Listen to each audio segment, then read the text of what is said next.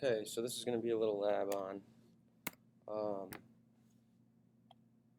creating a rainwater splash effect. So a couple things you can do if you need to create a raindrop.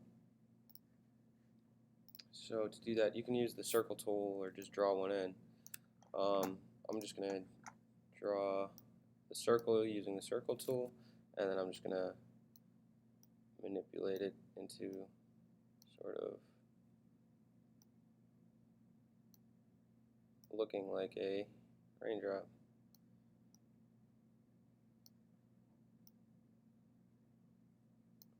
Okay, so that'll be my raindrop.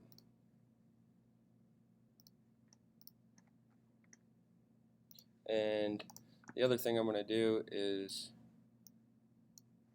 change the color of it slightly to have a little bit of a different effect going for it. Okay, that will be my raindrop.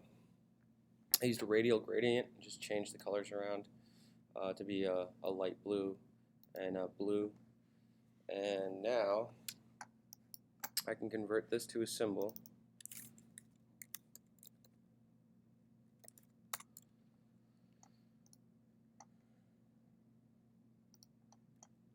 And I will call it droplet. Alright, that will be in my library. And I'll create a motion tween on it, and I'm just going to give myself some frames down here to work with. I'm not too concerned, it could fall slow for now, just trying to get the effect I'm looking for. I'm going to create a motion tween and have it do something like that. It could just fall straight down as well. You can just have it do something like that. Or you can play around with it as I just was. I'm just going to have it fall straight down. Hold shift while translating. So what I did was I created a motion tween down here. With my object being a symbol, I can create a motion tween, and then I can go ahead and shift select it and move it straight down. Holding shift just keeps it in a perfectly straight line on 45-degree angles. So, well, with the rotate, it's 45-degree angles. With translating it, it's just horizontal or vertical. So I play it back. I got my raindrop, and then assuming we have some kind of ground or puddle or water lake or something that it's falling into, there's going to be a ripple effect. So here I will call this pond, and this is just going to be the water itself. And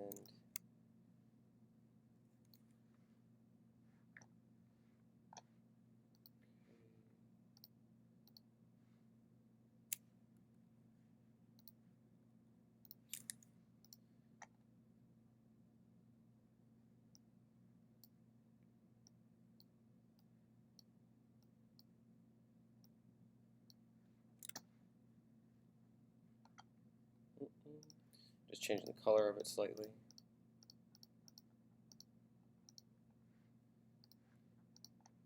Okay, and there we go. So I play it, it just falls down. This will be my little pond. So what happens here is when it falls and hits the water, I'm going to want it to disappear. So I'm going to just extend my pond layer. This is just really my background. And what's going to happen is this will be a ripple effect.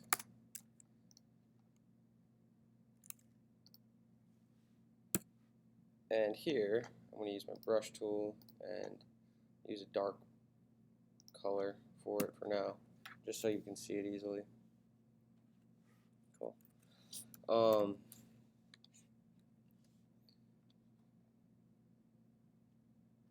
you can turn on onion skinning as well.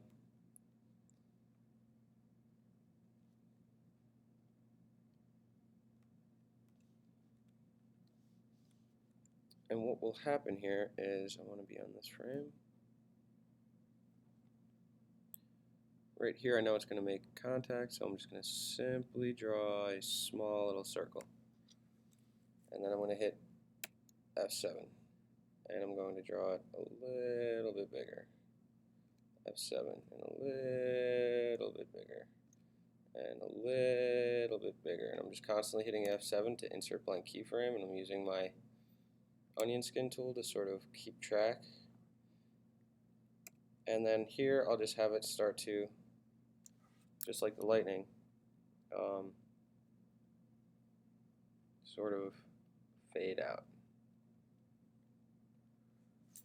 This is just a quick little demo, and then I'll do another. I'll just sort of a little bit further spread out, a little bit thinner, and then just a couple here and there.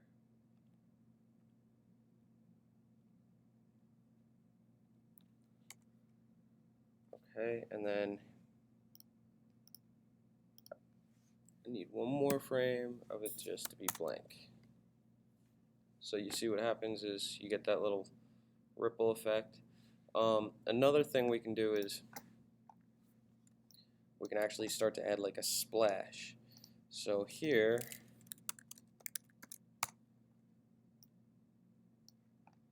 it'll make contact,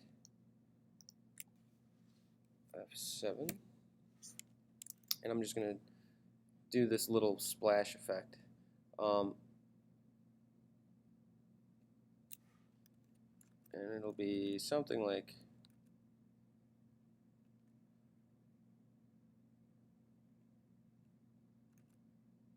this, and I'll hit F7, and I'll have this come out a little bit more. I'll have another one sort of right here, F7,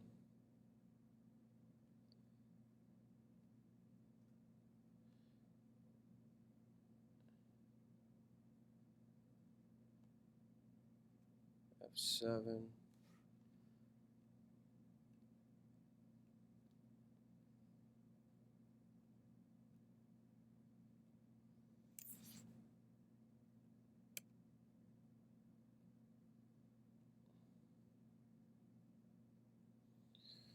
and that should do it.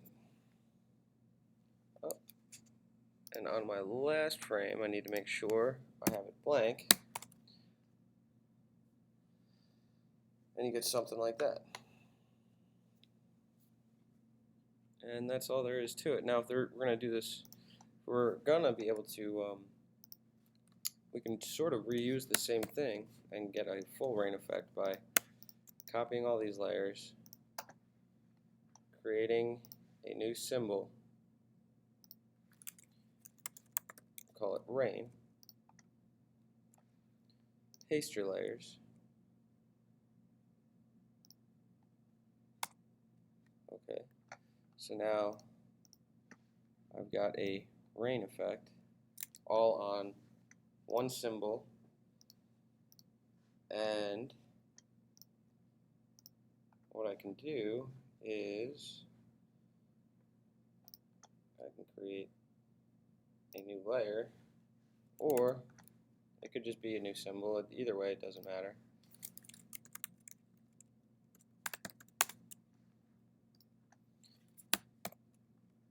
And I can start to drag in and just see how many frames it plays for. So that would be 22.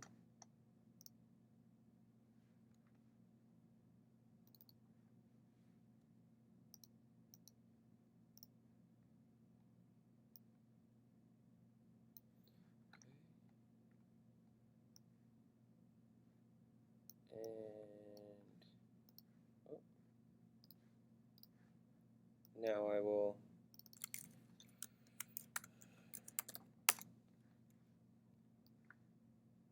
drop all these on here, just a whole bunch.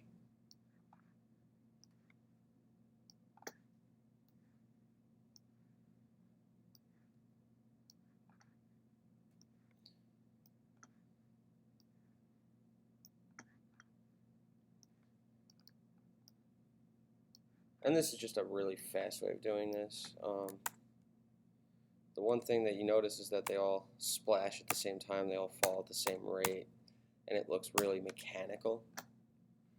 So in order to fix that, under properties we can select on each one and we can change the first frame it starts playing at. So I'll do this one at 3, and this one that one could stay at 1, and this one could be 5 and 2 and 4 and 2 and 1 and 3. I'm just randomly picking basically within the first 5 frames.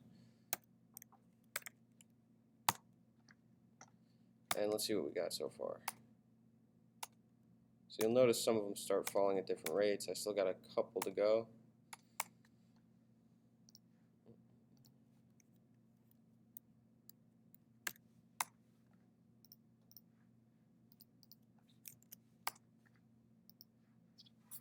Play it again. And it's close enough. You get the idea. And now when I create a new layer, I've got raining as a new symbol. And I can go ahead and take these, place it right about here. Okay, now I could do that one more time.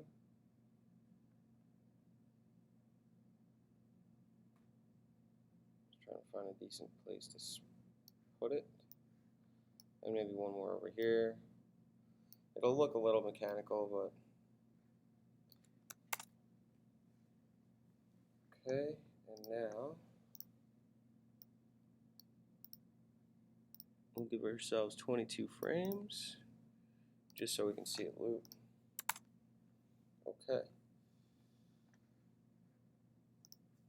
So I could duplicate this layer. This is just a really fast way of doing this. Not the most efficient, but it works. And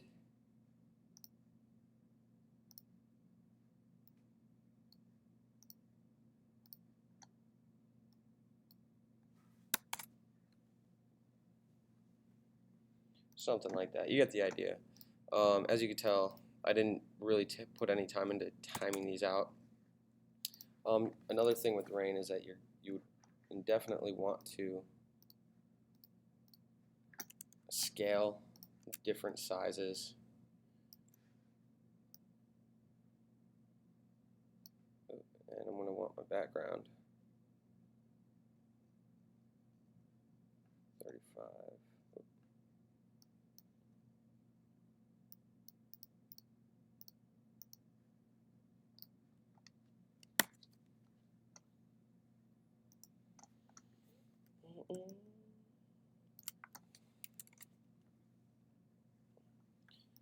And as I mentioned, you want to have each one to be different scale to give it a little bit more depth.